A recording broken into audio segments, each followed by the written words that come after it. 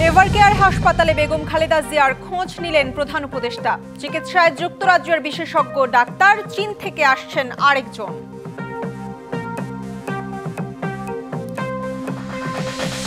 একটি দলকে ভিভিআইপি বানিয়ে অন্যদের সাথে বিমাতাসুলভ আচরণ করছে অন্তর্বর্তী সরকার।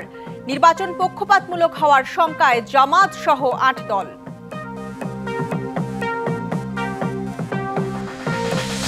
গণভোটে আংশিক মতামতের সুযোগ নেই, সব মিলিয়েই দিতে হবে হ্যাঁ কিংবা না ভোট। সঠিক প্রচারণা ও অপতথ্য ঠেকাতে ইসির পদক্ষেপ চায় এনসিপি। এবার ট্রাইব্যুনালে বিচারের মুখোমুখি হতে যাচ্ছেন শেখ হাসিনার ছেলে জয়। আনা হচ্ছে জুলাইয়ে ইন্টারনেট বন্ধ করে হত্যায় সহায়তার অভিযোগ।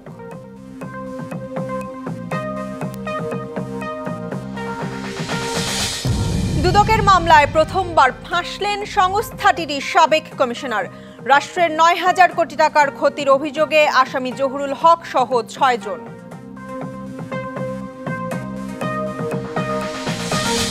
এবং সরকারের অনুমতি না নিয়েই সয়াবিন তেলের দাম লিটারে ৯ টাকা বাড়ালেন ব্যবসায়ীরা। ব্যবস্থা নেয়ার হুঁশিয়ারি বাণিজ্য উপদেষ্টার। রাজধানীর এভারকেয়ার হাসপাতালে বিএনপি চেয়ারপারসন বেগম খালেদা জিয়ার শারীরিক অবস্থার খোঁজ নিয়েছেন প্রধান উপদেষ্টা ডক্টর মোহাম্মদ ইউনূস। এ বিষয়ে জানাতে যুক্ত হচ্ছেন সহকর্মী হাসিব পান্থ। হাসিব, প্রধান উপদেষ্টা এভারকেয়ারে গিয়েছিলেন বেগম খালেদা জিয়াকে দেখতে এবং যুক্তরাজ্য থেকেও চিকিৎসক এসেছেন, চীন থেকেও চিকিৎসক আসবেন।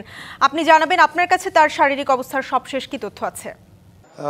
ঈশিতা, বর্তমানে বিএনপি চেয়ারপারসন বেগম জিয়া তিনি কিন্তু তার শারীরিক অবস্থা ঠিক একই রকমই রয়েছে।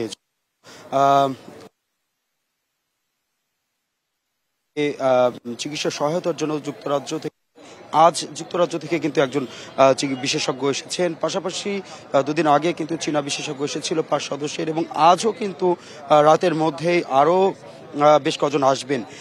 তবে বিশেষজ্ঞরা বলছেন এমনটি যে যেহেতু দেশের বাইরের চিকিৎসকেরা এসেছেন এবং সবকিছু মিলিয়ে তার বিগত যেই দীর্ঘদিন যাবতই কিন্তু তিনি কিডনি, লিভার কিন্তু তার সবাই যাচ্ছিল, সেক্ষেত্রে যে বিদেশি চিকিৎসকরা এসে তার চিকিৎসার পরামর্শে যদি যুক্ত হন তাহলে তার অবস্থা আরও সামনের দিকে উন্নতির দিকে যাবে বলে আশা করছেন। এদিকে আজ সন্ধ্যা নাগাদ কিন্তু এই এভারকেয়ার হাসপাতালে তাকে দেখতে ছুটে এসেছিলেন অন্তর্বর্তী সরকার ডক্টর মোহাম্মদ ইউনূস। তিনি প্রায় ২০-২৫ মিনিট এখানে অবস্থান করেন। তার সঙ্গে ছিলেন মির্জা ফখরুল ইসলাম আলমগীর সহ, এবং তিনি এখানে এসে তাকে দেখার পরে চলে যান শারীরিক খোঁজ খবর নিয়ে। পাশাপাশি দিনব্যাপী তো আছেই, দিনব্যাপী রাতব্যাপী সকল ধরনের রাজনৈতিক নেতাকর্মীরা আসছেন। এছাড়াও দেশের নানা প্রান্ত থেকে ছুটে আসছেন বিএনপির নেতাকর্মী থেকে শুরু করে বিভিন্ন শুভাকাঙ্ক্ষীরাও কিন্তু ছুটে আসছেন। সব মিলিয়ে যদি বলি যে এখন পর্যন্ত কিন্তু বিএনপি চেয়ারপারসন বেগম খালেদা জিয়া তার অবস্থা অপরিবর্তিতই রয়েছে। তবে দল থেকে যেহেতু বলা হয়েছে যে তার ব্যক্তিগত চিকিৎসক ডক্টর AZM জাহিদ তিনি তার শারীরিক পরিস্থিতির তথ্যগুলো হালনাগাদ করতে পারবেন, সেই খাতিরে কিন্তু আমরা এখন পর্যন্ত কিন্তু যেহেতু গতদিন 12টার দিকে ব্রিফ করেছিলেন এবং তিনি জানিয়েছিলেন যে বিশেষজ্ঞদের যে চিকিৎসা চলমান রয়েছে সেই চলমান চিকিৎসাটি তিনি নিতে পারছেন। তো সবকিছু মিলিয়ে কিন্তু আমরা ওই পরবর্তী সংবাদ সম্মেলনটি করলে আরো তথ্য জানতে পারবো। ঈশিতা, জুলাই অভ্যুত্থানের সময় ইন্টারনেট বন্ধ করে হত্যাকাণ্ড পরিচালনায় সহায়তার অভিযোগে এবার বিচারের মুখোমুখি হতে যাচ্ছেন সাবেক প্রধানমন্ত্রী শেখ হাসিনার ছেলে সজীব ওয়াজেদ জয়। আন্তর্জাতিক অপরাধ ট্রাইব্যুনাল সূত্রে এ তথ্য জানা গেছে। প্রসিকিউশন বলছে আন্দোলন চলাকালে ইন্টারনেট বন্ধ করে সংগঠিতভাবে হত্যাকাণ্ডে সহায়তা করা হয়। এ অভিযোগে শেখ হাসিনার তথ্য ও যোগাযোগ প্রযুক্তি উপদেষ্টা সজীব ওয়াজেদ জয় এবং তথ্য ও যোগাযোগ প্রযুক্তি প্রতিমন্ত্রী জুনাইদ আহমেদ পলকের বিরুদ্ধে তদন্ত শেষ হয়েছে। এছাড়া আরেক মামলায় আনিসুল হক, সালমান এফ রহমানের বিরুদ্ধে আনুষ্ঠানিক অভিযোগ দাখিল করতে যাচ্ছে প্রসিকিউশন। এই দুজনের বিরুদ্ধে আন্দোলন দমনে কারফিউ জারি করে আন্দোলনকারীদের নির্মূল সহ সকল হত্যাকাণ্ডের পরামর্শ দেওয়ার প্রমাণ মিলেছে। সব ঠিক থাকলে বৃহস্পতিবার অথবা আগামী সপ্তাহে ২ মামলায় জয় ও পলক এবং আনিসুল ও সালমানের বিরুদ্ধে আনুষ্ঠানিক অভিযোগ ট্রাইব্যুনালে দাখিল করবে প্রসিকিউশন। প্রথমবার খোদ দুর্নীতি দমন কমিশনের মামলায় ফাঁসলেন সংস্থাটিরই সাবেক কোনো কমিশনার। রাষ্ট্রের ৯,০০০ কোটি টাকার ক্ষতি করার অভিযোগ এনে সাবেক কমিশনার জহুরুল হক সহ ৬ জনের বিরুদ্ধে মামলা করেছে দুদক। সংস্থাটির উপপরিচালক জালাল উদ্দিন আহমেদের করা মামলার এজাহারে বলা হয়, ঘটনার সময় জহুরুল হক বিটিআরসির কমিশনার ও পরবর্তী সময়ে চেয়ারম্যান হিসেবেও দায়িত্ব পালন করেছেন। অন্য আসামিরা হলেন বিটিআরসির সাবেক চেয়ারম্যান সুনীল কান্তি বোস, সাবেক ভাইস চেয়ারম্যান অবসরপ্রাপ্ত ব্রিগেডিয়ার জেনারেল আহসান হাবিব খান, সাবেক চেয়ারম্যান শাহজাহান মাহমুদ, সাবেক কমিশনার রেজাউল কাদের ও মোহাম্মদ আমিনুল হাসান। এজাহারে উল্লেখ করা হয়, ২০১৫ সালের অক্টোবর থেকে ২০১৮ সালের জানুয়ারি পর্যন্ত বিটিআরসি সরকারের অনুমোদন ছাড়াই কম রেটে কল আনায় রাষ্ট্রের ক্ষতি হয়েছে ২,৯৪১ কোটি টাকা, আর রেভিনিউ শেয়ার কমানোয় ক্ষতি ৩৮৩ কোটি টাকার বেশি। এছাড়া বৈদেশিক মুদ্রা থেকে বঞ্চিত হয়েছে ৫,৬৮৫ কোটি টাকা। সব মিলে আসামিদের কারণে রাষ্ট্রের ক্ষতি ৯,০১০ কোটি টাকার বেশি। ২০২১ সালের ১০ই মার্চ দুদকে কমিশনার পদে যোগ দেন জহুরুল হক। পূর্ণ কমিশন সহ পদত্যাগ করেন ২৪ সালের ৩০ অক্টোবর। ফেব্রুয়ারিতে ত্রয়োদশ জাতীয় সংসদ নির্বাচন। সারা দেশ প্রস্তুত হচ্ছে একটি অবাধ, সুষ্ঠু ও গ্রহণযোগ্য নির্বাচনের জন্য। কি ভাবছেন সাধারণ মানুষ থেকে শুরু করে আগামীর জনপ্রতিনিধিরা? সে কথা জানাতে ডিবিসি নিউজের ইলেকশন এক্সপ্রেস ছুটে যাচ্ছে সব সংসদীয় আসনে। এখন আছে সংসদীয় আসন ১৫৫, ময়মনসিংহ ১০-এ। সিএসআরএম ডিবিসি ইলেকশন এক্সপ্রেস আজ রয়েছে ময়মনসিংহ ১০ আসনে। পাগলা থানা এবং গফরগাঁও থানা, এই দুটি থানা নিয়ে গফরগাঁও উপজেলা এবং গফরগাঁও উপজেলায় ময়মনসিংহ ১০ আসন গঠিত। একেবারে ব্রহ্মপুত্র নদ অববাহিকায় অবস্থিত এই উপজেলায় স্বাধীনতার পরেও দীর্ঘ সময়ে অবকাঠামোগত উন্নয়ন, স্বাস্থ্য এবং শিক্ষা খাতে তেমন কোনো উন্নয়ন হয়নি বলে অভিযোগ এখানকার স্থানীয় ভোটারদের। আমাদের সাথে এখন এই মুহূর্তে যুক্ত হয়েছেন বাংলাদেশ জামায়াত ইসলামী মনোনীত ময়মনসিংহ ১০ আসনের প্রার্থী মাওলানা ইসমাইল হোসেন সোহেল।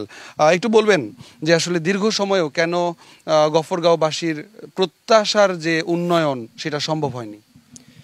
এর জন্য আমার দৃষ্টিতে অসৎ, অযোগ্য, দুর্নীতিগ্রস্ত নেতৃত্ব এবং দুর্নীতি অন্যতম প্রধান অন্তরা হিসেবে কাজ করেছে। বাংলাদেশ জামায়াত ইসলামী থেকে আপনাকে ইতোমধ্যে মনোনয়ন দেওয়া হয়েছে, আপনি ইতোমধ্যে কাজ শুরু করেছেন, মানুষের ঘরে ঘরে যাচ্ছেন, সকাল থেকে রাত পর্যন্ত পথসভা করছেন। আমি দেখলাম আপনি এখানেও পথসভা করছেন। তো আসলে মানুষ কিভাবে সাড়া দিচ্ছে, কতটা প্রত্যাশা আপনার কাছে মানুষের?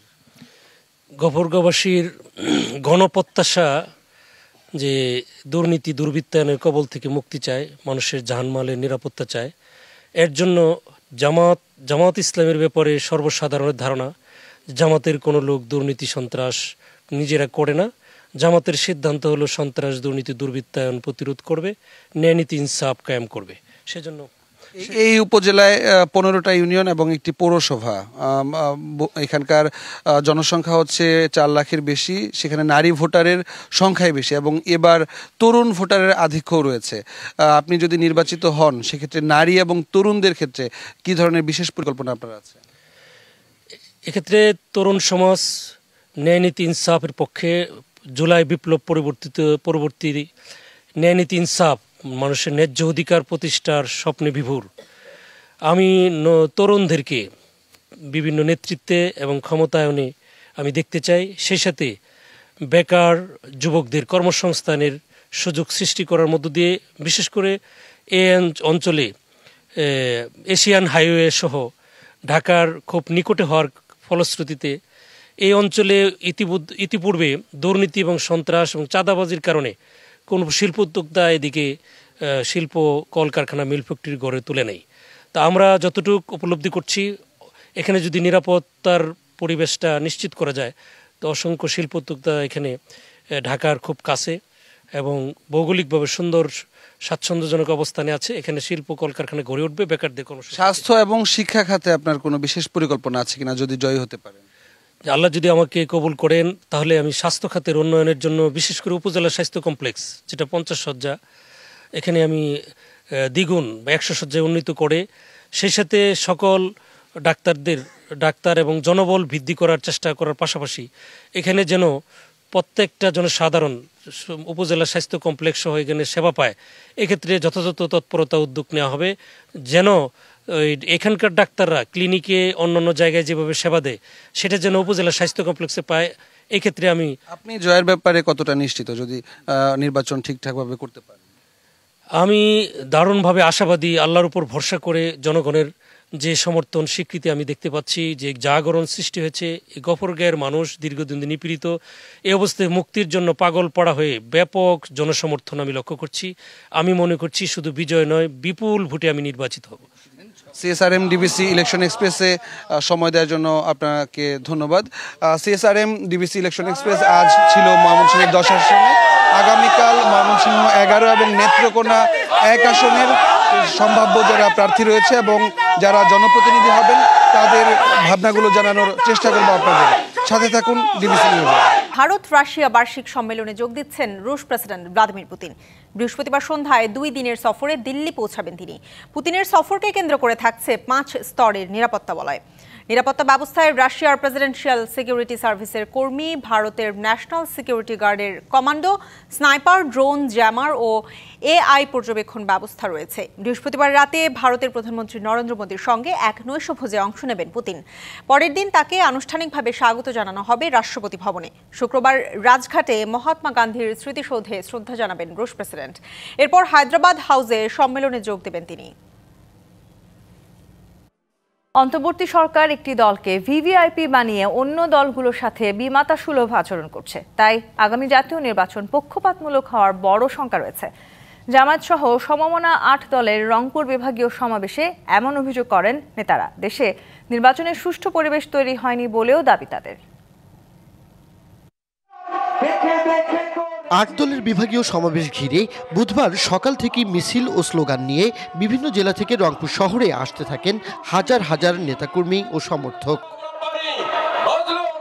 সমাবেশ শুরুর আগেই কানায় কানায় পূর্ণ হয়ে যায় কালেক্টরেট, ঈদগাহ মাঠ। ইসলামী দলগুলো যে এক কাতারে এসেছে, এর মধ্যে আমাদের প্রত্যাশা হলো আগামী যে সংসদ হবে ইনশাল্লাহ সেই সংসদ হবে কোরআনের সংসদ। দেশ ও জাতির এই মুহূর্তে একটা বড় দাবি, আর সেই দাবির পক্ষেই স্লোগান দিয়ে মানুষ দলে দলে এসেছে। এ সময় আসন্ন জাতীয় নির্বাচনে নিরপেক্ষতা নিয়ে সংশয় জানান নেতারা। তবে নির্বাচনী প্রতিশ্রুতি সহ আগামীর পরিকল্পনা উঠে আসে তাদের বক্তব্যে। জুলাই আগস্টে গণহত্যায় জড়িত ছিল যারা ফ্যাসিবাদের দোষর ছিল তাদের বিচারের ব্যবস্থা করা হবে। আগামী নির্বাচনে সবার জন্য সমান সুযোগ চাই। এইটা সমান সুযোগের পরিপন্থী, এটা খালেদা জিয়ার নিরাপত্তা না, জনগণ কিন্তু ভুল বুঝে না। সেই আসনে যেই প্রতীক পাবেন 8 দলের, তাকে জয়যুক্ত করতে হবে সকলে মিলে। কোন আসনে ওই চাঁদাবাজ নতুন জালেম বিএনপিকে ছাড় দেওয়া হবে না। একই দিনে গণভোট ও সংসদ নির্বাচন দেশের জন্য ভালো কিছু বয়ে আনবে না বলেও মত 8 দলের নেতাদের। কবে নির্বাচনের বাক্স আসবে আর 8 দল অর্থাৎ ইসলামের পক্ষে, মানবতার পক্ষে তারা ভোট দিয়ে বাক্স ভরার জন্য অপেক্ষার দিন প্রহার রক্তপুঞ্জ। সব দল দেখা শেষ, সব মার্কা দেখা শেষ। আমরা নতুন ভাবে এই নতুন মার্কাগুলোকে দেখতে চাই, যারা ক্ষমতায় গিয়ে দেশকে নতুন ভাবে পরিচালিত করবেন। 8 দলের এই সমাবেশ উত্তরের রাজনীতিতে যেন এক নতুন আলোচনার জন্ম দিল। তাই নেতারা বলছেন এই সমাবেশ শুধু জনসমাগম নয়, আগামীর কর্মসূচি নির্ধারণ এবং জাতীয় রাজনীতির গতি প্রকৃতি নির্ধারণের গুরুত্বপূর্ণ ইঙ্গিত বহন করে। Majed Masud, DBC news, Rangpur. গণভোট নিয়ে সঠিক প্রচারণা ও নির্বাচনে অপতথ্য ঠেকাতে ইসির শক্ত অবস্থা চায় এনসিপি। ডিসিএসপিদের পদায়নে রাজনৈতিক প্রভাব থাকতে পারে এমন শঙ্কা জানিয়ে তারা বলছে, বিদ্যমান পরিস্থিতি বিবেচনায় রেখে দিতে হবে তফসিল। এদিকে নির্বাচন কমিশন জানিয়েছে, গণভোটে আংশিক মতামতের সুযোগ নেই, সব মিলিয়েই হ্যাঁ কিংবা না ভোট দিতে হবে।